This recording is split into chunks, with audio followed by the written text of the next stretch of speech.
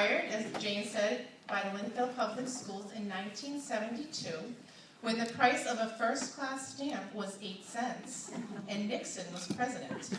The median household income was just under $10,000, and a teacher's starting salary in Lynnfield was $8,500, although it was not posted in the local newspapers at that time. George Caswell was the principal of Summer Street School, and Nancy Santasanio was the principal of Center School.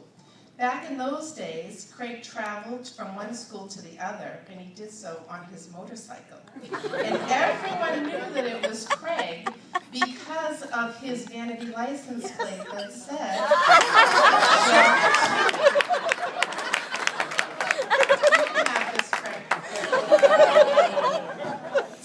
During those early years, Craig lived with Marge Cole, and that was after Pete refused to share an apartment with him. And like so many of us, Marge adored Craig. At that time, she was a colleague who had a room for rent, and they got along famously.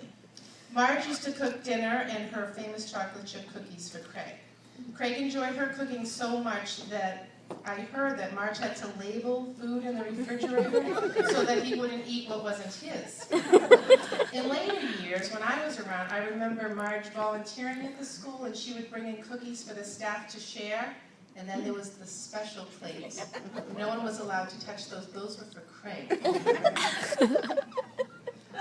We're still waiting on confirmation to see if Marge did his laundry, too.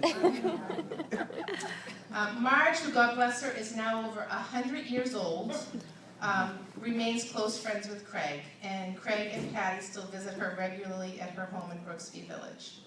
Marge was not Craig's only fan, though. Dr. Santasanio thought very highly of him as well.